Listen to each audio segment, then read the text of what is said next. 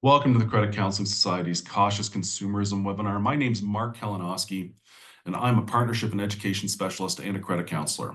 This topic is exceptionally important. The fact is we see very, very smart people from all walks of life come into our offices, their financial lives turned upside down because someone has stolen their identity or they've fallen victim to a fraud. Our hope here is to help you avoid these issues by providing some information with which you can protect yourselves. As we get started, let me remind you the Credit Counseling Society is a nonprofit organization that works Ontario out to the West Coast. We like to say we help, we educate, we give hope. We help because our counseling is free and confidential. Do you have a budget issue, a credit issue, a debt issue? We're the people to come and talk to. Our counselors are non-judgmental. It costs nothing to see them. You can meet with them in person, by Zoom, or over the telephone, and they're going to offer you some advice. If you don't like what they say, though, they don't get paid a commission, a kickback. They get paid to sit in the chair. So you're welcome to ignore them if you like. You're the best manager of your money, and we understand that. We educate, we counsel thousands of people a year, but we also talk financial literacy with tens of thousands of people a year. Do you know someone that could benefit from learning a little bit more about personal finance? Well, then you're welcome to reach out to one of our educators. You can also go to www.nomoredebts.org and you can sign up for a free public webinar. You can go and read thousands of interesting articles. You can also sign up for some e-learning. I also like to say we give hope. And the reason we give hope is because people will come into our offices and they'll think there's a mountain of trouble ahead of them. And they don't know how to get through it. They're stuck standing where they are. They think their financial dreams will never come true. The truth is, when you get a different perspective, maybe a credit counselor looking at what's in front of you, they don't see a mountain, they just see a speed bump. With a little advice, they can get you back on track to reaching your goals. The key is you have to ask for help. You know there's a problem, find a reputable organization. In terms of money, that's your bank. You can call your credit card company, reach out to your credit union. Do you have a financial planner? You can also reach out to a nonprofit organization who will give you some advice, get you back on track so that you can do those things with your money that you've always dreamed of. Jumping into our agenda, well, we want to cover off a whole bunch of things tied to being a cautious consumer. And I think we really need to get a good understanding of what identity theft is and how fraud can impact us. And while we hope to avoid this, if it does happen, we should probably have an idea of what the steps are to move forward so that this hopefully won't happen to other people, but we put ourselves in a position to recover. When we talk about identity theft, we know that this is where someone's trying to steal key pieces of our identification in order to impersonate us. Now, why would anyone want to impersonate us? Well, people want to impersonate you because they want to gain financially and leave you with the problem after the fact. And all sorts of things can happen. These can make your life super difficult and miserable. They can apply for medical services under your name. So the next time you go into the doctor, he might ask you when you broke your arm. Well, I never did. Maybe someone else came in using your healthcare number. Worse yet, they may access your insurance and make fraudulent claims. They can access your accounts. If they get into your bank account, they can take your money. They get into your credit card account, they can borrow in your name. Of course, it can go a step further. If they have really good ID, they can impersonate who you are to the point where they can take out loans under your name. And I've even seen it, having been a banker, where someone's taken a mortgage out under someone else's name. Yes, they borrowed money under that person's house and then ran away with it. Now, it doesn't always get that serious that quickly. Quite often when we talk about identity theft, it's about people starting off with little pieces of key information and then building it up till they get better and better documents so they can ultimately take great advantage of you. And when we think about the personal information, it can be something that people know already. Your name and your address. My friends know where I live. They know my name. Or you could just grab a piece of mail from my mailbox and you have that right away. Dates of birth are another identifier. Quite often when you call into the bank 1-800 number, that's one of the things they'll ask you for. What's your date of birth? Well, you can get dates of birth almost anywhere. Social media, people post their dates of birth, pictures of their birthday parties. Even at work, they might say a happy birthday on the company intranet for you. Well, now everyone you work with knows when you were born. Your social insurance number is a key identifier. We want to be super careful with this. This is your tax roll number.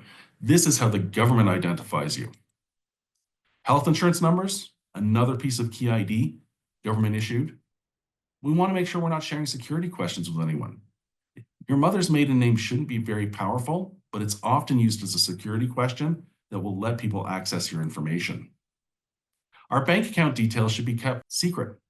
We should keep them in a file folder. We shouldn't release our bank card information. We should also be very, very careful to deal with our statements and ensure that they're filed away appropriately and that other people don't have their eyes on them. And of course, we're always going to keep our usernames and passwords secret and difficult to guess. Now, the issue with identity theft is quite often we don't know what's happened until after the fact. And we might look on our statements and see that there's unusual transactions happening, big things I never thought I bought. I don't remember spending $1,000. Or maybe every other Wednesday of the year, we see a $25 charge at a Walmart. Well, I don't go into Walmart every 2 Wednesdays, and why is it always $25 even? Maybe someone's dripping money out of your account buying gift cards. It might also be missing mail. Now, you might miss mail at the beginning as people are taking it to try and steal your identity, but you might stop getting mail after they take out credit cards in your name to your address because they don't want you to know that there are credit cards out there that are in your name that they are using. If you're lucky, the banks might catch on early. They have sophisticated software that can sometimes say, hey, that's not where this person shops. Worse, you might go in and get a loan, but they say, hey, you got all these bad credit ratings on your credit report. We don't lend to people who don't pay their bills. It doesn't matter that the other person was using your name to buy things. It shows up on your credit report. And this can become quite troublesome should these fraudulent credit charges end up at a collection agency. Now you're getting calls all hours of the day and night, and it's very difficult to have them stopped. The last thing you might see is when you look at your cell phone, Amazon or your bank is always trying to get you to identify that, yes, you are using your card right now. Someone's trying to change the password. Well, have you tried to change the password? And if you haven't, who is? Let's protect ourselves. And the first thing, we need to lock up those pieces of ID we rarely use. When's the last time you really needed to use your birth certificate? I can't remember when I had to. And my passport, I travel twice a year. Other than that, my passport lives in a little safe I bought at the Home Depot. It's in my closet, true. And I guess if you had a hammer and really worked at it, you could break it open, but no one's going to go to that effort. And your social insurance number, this is a key identifier. The only time you ever need to share this information is if someone's reporting to the government that you're earning income or getting a capital gains or earning interest. These things need to be reported to the government as part of the tax bill you receive at the end of the year. So you get a job? Yeah, you got to give your employer your social insurance number. You're opening up a savings account or an investment at the bank? Well, you're going to earn money. You have to tell the bank your social insurance number. You're opening up a checking account that doesn't apply interest? Well, there's no money earned there. Your bank doesn't need your social insurance number. Be careful with your social insurance number. This isn't something we want to share when we get a new cell phone at that kiosk in the middle of the mall. They don't need my social insurance number for that. And better yet, I don't want anyone walking around to hear what that number is. Getting a lockable mailbox is a great idea, especially as we all have more and more things delivered. I share one with my next door neighbor. Stuff goes in, but only one of us can open the box at any given time. We trust each other, that's okay. Review your statements, credit card, bank statements. Are there charges on there you don't know about? If so, report them right away. If you can go paperless, most of the paperwork we get through the mail can be done digitally now, either emailed to us and we can create a file folder in our email inbox, or it's available to us on our bank app or our online banking. If you still do get paper statements, it might be an idea to buy a shredder and destroy them once you no longer need them. A really good idea is to check your credit report several times a year. And it doesn't have to be as difficult as it once was. If you have online banking or access to your credit card information through an app, you can look at your credit reports right on those apps. It only takes a minute to do. And when we're looking at them, are there credits lines that we don't know about? Well, that would make me very suspicious and worried. Has someone been applying to credit to places I would not normally apply for credit? That would make me very nervous as well. I would want to start investigating and protecting myself. If we are going to buy things online, let's use reputable payment services. There's a reason Airbnb says to only book and pay through their app. Why? Because then, A, they make money, but more importantly, they know that there's a space for you when you arrive in Florida that you've paid for. All too often, people use an Airbnb, pay through a third-party provider, show up, and there's no apartment there. And when they call Airbnb because you did not use their app, there's no record of you having paid. Someone took off with your money and now you're in Florida with no place to stay. When you are looking at paying online, let's make sure we look at the address properly. It should be HTTPS colon. That S stands for secure. And you know it's extra secure when you see the little padlock as part of that email address. An RFID blocker will prevent people from walking behind you and scanning your magnetic strips off your cards and taking your information. Now, if you have a purse or a wallet that's of reasonable quality, they're often built in. Some people don't use purses and wallets. If that's the case, you can sometimes get little envelopes for your credit cards and debit cards that you can put them into that prevents them from being scanned. Of course, another option might be to use a digital wallet. When you're using Wi-Fi, remember, nothing private should go on it. Public Wi-Fi is a dangerous thing because people can see what you're doing on it. If you're entering your credit card number, your expiry date, and that 3-number code on the back, using public Wi-Fi, someone else can see what you're doing and steal your information. Passwords are supposed to be unique and strong and not shared with other people. Use a phrase, change letters for numbers. S's could be 5s. I's could be exclamation marks. Dolphins like to swim, the O's a 0 instead of an O. And then you can always make it extra special by adding 3 extra letters onto all your passwords. ZKJ, just extra hard to guess with those 3 extra letters. Two-factor authentication can be quite tedious to use, but then at least you know that what you're doing is safe. Only you can access it. So when you go to open up that program on your computer and it says, wait, we're going to send you a secret code to input on your phone. Well, it had to go to your phone. You have to be using the computer app. It knows it's you. Little tedious, but well worth enabling. When you're using social media, any information you put out there is good for the world to take. If you put your date of birth on your social media, the world now has it. If you're playing a game and asks for your mother's maiden name for points, once you put your mother's maiden name in there, the world has it. They store and collect your information. Anyone can get a hold of it. Really important, we don't think that this only happens because of people we don't know. The people that have the best access to our information are those that are closest to us. They can get into a purse, they can get into a wallet, they can take our mail off the hall stand if they're in our house. We have to be diligent regardless of who it is. And always update your antivirus on your computer. My dad had his own password manager that he used when he started using a computer. He would write down all of his information, his card number, and then he would write down the password beside it and leave the notepad right beside his desk. And had anyone come in, they'd have his credit card numbers and his passwords right there to use.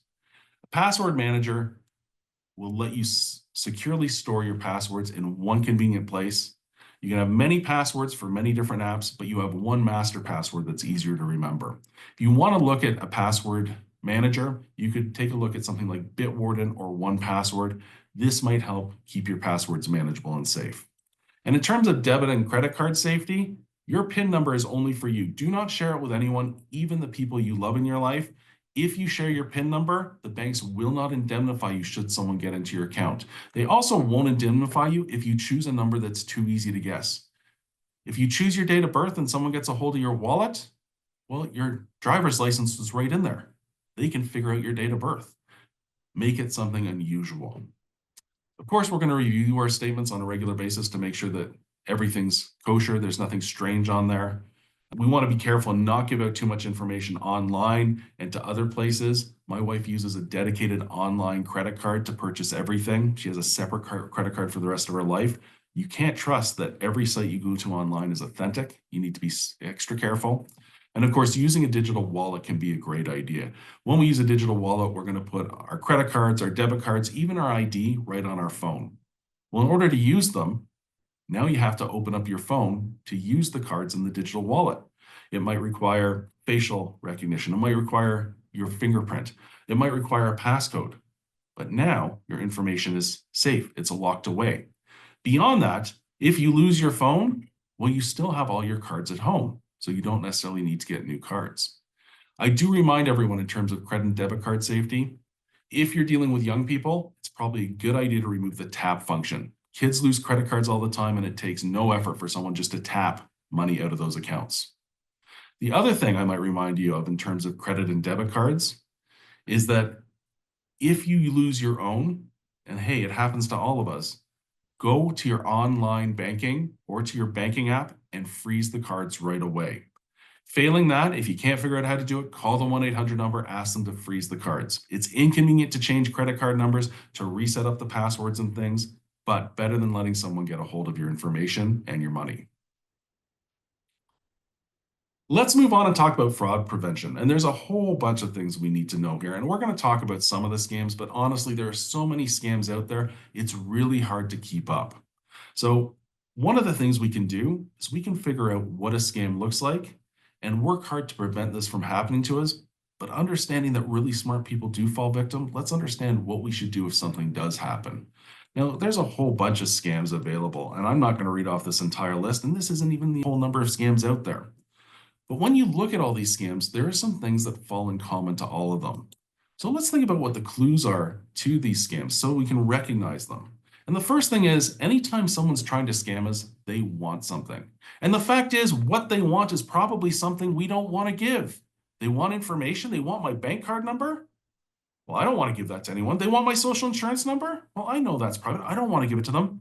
Worse yet, they want my money. I don't want to give anyone my money. They're going to ask you for something, and you're going to know that it's something you don't want to give them. And in order to get you to act, they're going to create a sense of urgency. If you don't act right now, something's going to happen. Something bad's going to happen to you, or you're going to miss the opportunity of a lifetime. There's a sense of urgency. And while there's this great sense of urgency, shh, don't tell anyone that this is happening. This is a secret. You'll be shamed or something bad will happen to you. The funny thing is with scams, quite often we know that it's a scam in our hearts, even if we don't know in our head. The hairs on the back of our necks will stand up. We'll get an unsettled feeling in our stomach. We can trust how we feel. Ultimately, most scams play to an emotion. As much as we'd like to think we're all logical and rational beings and we always do the right thing based on what's going on in our head with our money, quite often the way we act is based on how we feel in our heart. Are we afraid? Are we lonely? Are we greedy? Most scams play to an emotion. Now, commonly, we all see phishing, spoofing, and quishing scams.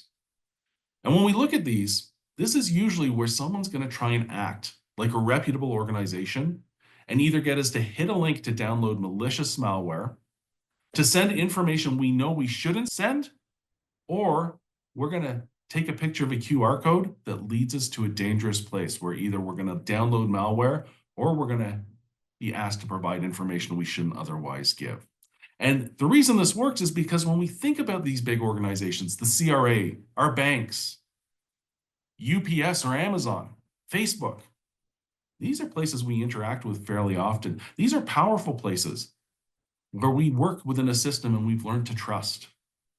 We need to be extra careful. Whenever we're thinking of scams, let's look and see what they're doing to us. So first off, if we're getting an email or text, is it from a sender that looks correct? If I'm getting something from Microsoft, shouldn't it take me back to a Microsoft email address? Generic greetings. My bank is reaching out to me. I would like them to use my name. They know who I am. They're reaching out to me. Have they created a sense of urgency? Are they threatening me in some way? Are they saying if I don't act now, I'm going to miss out? And why are they asking for this information? If the CRA is looking for my social insurance number, well, they already have that. They have my social insurance number. Why would they be asking for it again? Quite often when we see these phishing and spoofing and quishing things, there's something off right away. Maybe the Royal Bank logo is inverted. It's facing the wrong way. Maybe the grammar's bad. The spelling isn't quite right. It doesn't seem to flow the way they're writing things. And whenever something's too good to be true, it almost always is. They're playing on our emotion of greed, of desire, right? If there's an attachment, if there's a link, and you go through it and it doesn't feel right, it doesn't look right, you hover over the email address or the link, and it takes you to an address that just seems suspicious. Don't open it. Don't hit that link. Let's call the organization and find out if this is legit. Is it my cable company? I'll call the cable company. Is it my bank? I'll call the bank. Better to take a few minutes to make a phone call than have someone download something on our computer that ruins our life for the short term. Now, I do want to open up the idea of line trapping, and this is something a lot of people don't know about. And while we've talked about the online ways people get us to act, people still do get phone calls asking for personal information, asking for you to take action right now. And when you get these calls, it might not feel right. What I'm going to suggest you do, if someone calls you and starts asking for information, get their information. What's your name? Where are you calling from? Do you have an employee ID number? I'll get back in touch with you, and hang up the phone. And then I want you to call back the organization by looking up the real phone number online and call that number. If you have the person's address, name, and location, they'll get you back in touch with them. That's great. We've protected ourselves.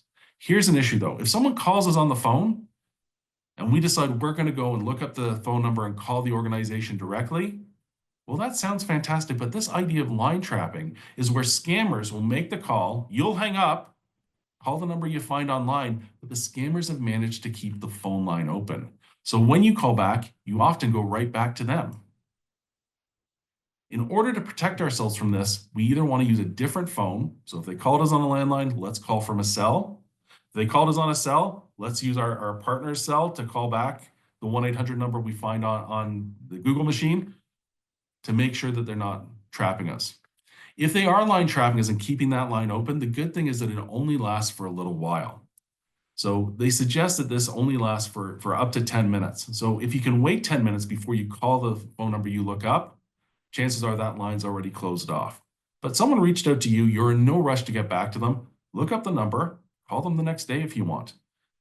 When you call the 1-800 number you find online, they'll quickly tell you whether or not this is a scam, or they'll connect you to the correct person.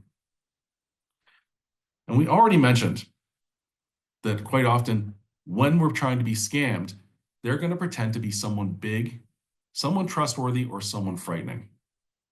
Well, impersonation scams work on this. The whole idea is we're going to get someone reach out to us and pretend to be a government official or a sheriff or a police officer. And they're going to make a threat to us. If you don't give me money right now, I'm going to send the sheriff off to arrest you. Don't leave. We know where you are, or else we'll put a warrant out for your arrest. Yeah, you better pay that fine. You better pay your taxes. And when you're paying us, no, we don't want credit cards. No. You can get us Apple iTunes cards, or you can send us Bitcoin. Well, I hear all the time how these scams occur, and the government of Canada is demanding payment in Apple iTunes cards. Well, the government of Canada prints its own money. It wants to be paid in its own money. If they're asking to be paid in something that's not considered to be a legitimate, normal form of payment, it's a scam. If they're saying they're sending the police to get you and putting a warrant out because you haven't paid your taxes, it doesn't happen. The tax man has other ways they get your attention. Don't worry about it. I've never once heard of a sheriff or a police officer arresting someone for taxes. And if it's not the government, well, everything else can wait. We'll figure that out later. Reach out and ask for help from a legitimate source, your bank, your accountant, financial planner, or nonprofit credit counseling organization. But this whole thing plays on that sense of fear. We may be afraid of the government. We're afraid of law enforcement. We're afraid of courts. I better act right now. Romance scams. When I ask you, how do romance scams work? What emotion does this play on? Well, think about it for a minute. I mean, this scam is where predators use a fake persona to build a relationship with someone. And usually they initiate this through a dating app, or they might reach out online through Facebook, something like that, Lava Life. And the idea is they're going to gain trust of someone.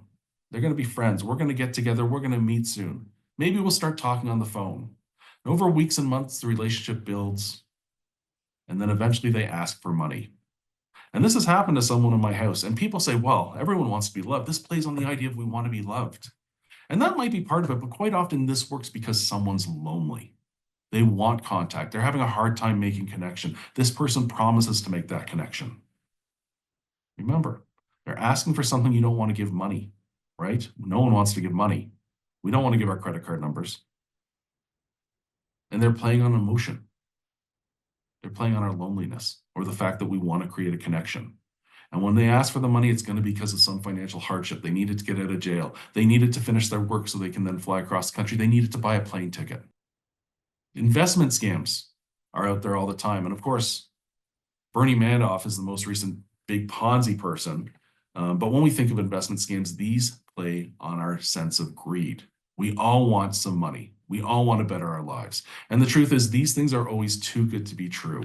Whether a pyramid or a Ponzi scheme, the idea is we're going to put money in with the expectation of getting a huge return, and there's very little risk. And when we talk about Ponzi schemes in particular, this is where an investor is going to say, well, give me your money. I'll get you a great return. There's virtually no risk. And he's going to do whatever he wants with that money. But so long as he has more and more people coming in, he can pay out the old people that have joined him with the new people's money while still keeping some for himself. And this all falls apart when people start asking for all their money back. The market turns and I need all my money. Well, there's no money there. He's lived a large lifestyle. He's given some to early investors to keep them interested in, and it all falls apart. Again, it plays on our greed. It's too good to be true. Doesn't feel right. Tech support scams are pretty big. And this is where a scammer might call and represent a tech support person. And as a tech support person, he's going to tell you there's a problem on your computer and we better get this fixed right now. And for a small fee, it doesn't cost very much. We're going to look onto your computer and start fixing things up. But when you give them access to your computer, yeah, they're going to take money from you, but they can also access all your personal information. Now, all of a sudden, they have private information on you. They might get your bank card number. They might get your credit card numbers. They might get passwords on there. This plays on our fear that we're not really tech savvy, right? And we're probably embarrassed to ask for help because we're not tech savvy. And we're giving them something. We're giving them access to our computer, which isn't right. We're giving them money. Online shopping scams. I fell for one of these. I bought some skis. It was too good a deal to be true. I could not believe the deal I got. I went on this website. It looked legitimate. Clearance products, great. The skis were a couple of years old. I didn't matter. Well, I went on. I ordered these skis. I gave them my MasterCard number. And I waited 2 weeks. And they said they were coming. They gave me a tracking number. It looked like it was coming through a known courier. You know what? Nothing was coming. I waited 2 weeks. It didn't come. I waited 3 weeks. It didn't come. I called MasterCard. MasterCard said, yep, that's a fake site. We're going to get you your money back. But I had to report it right away.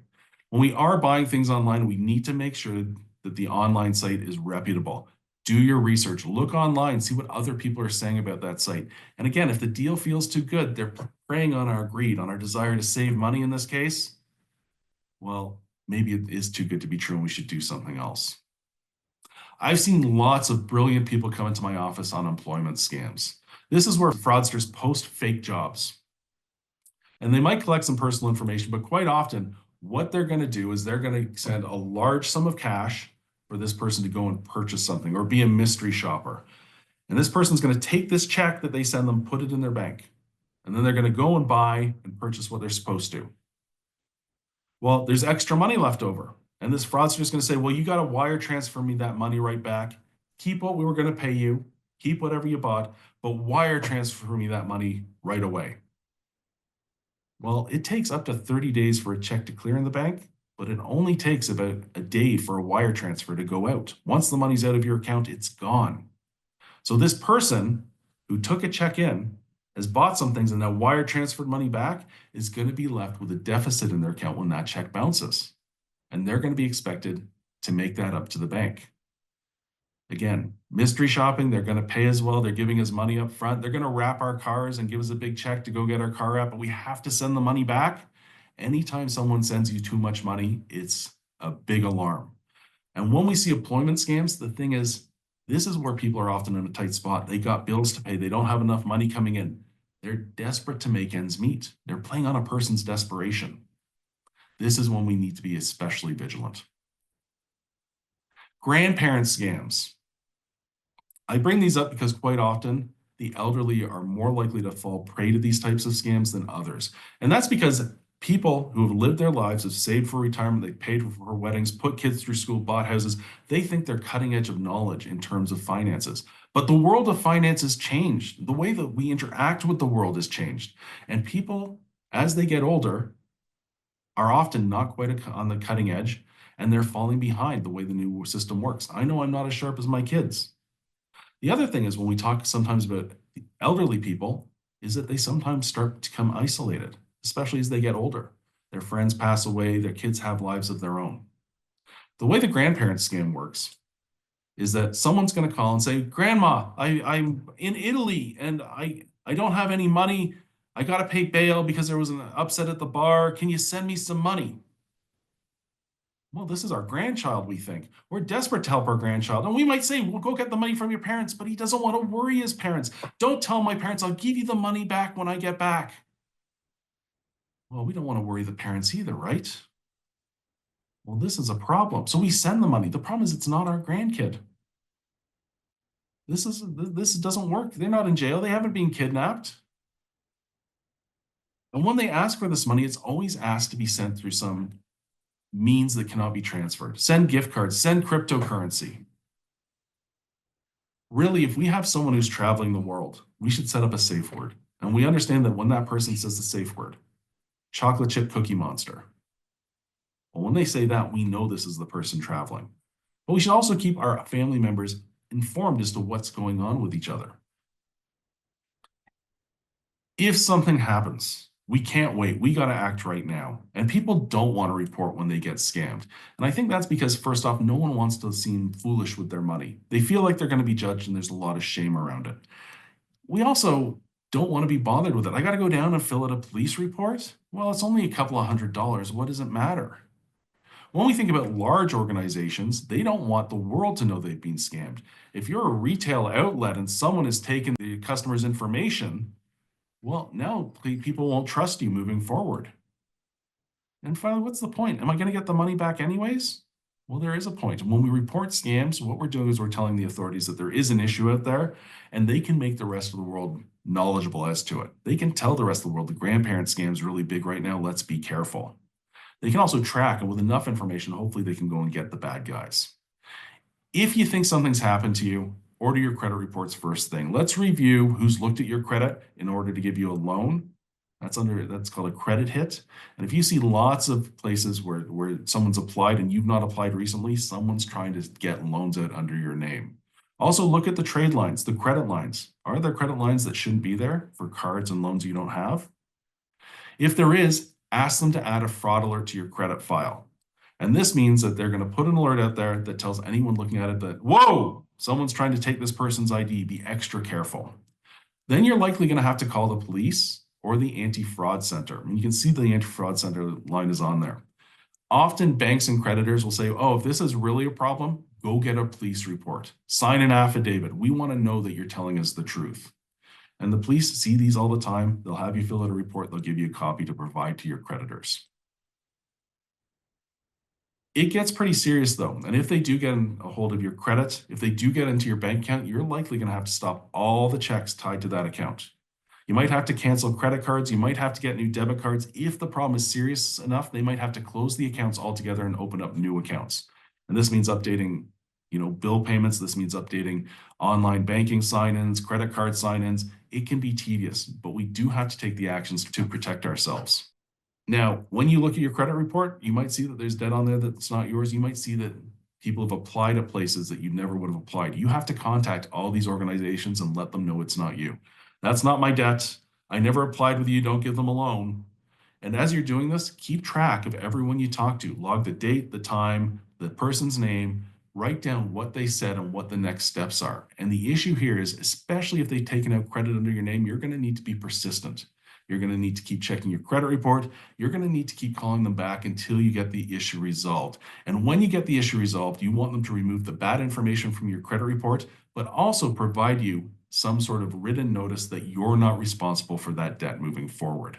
And that's something you're going to keep safe for a long, long time to ensure that if something does come back at you, you have proof that the item was settled.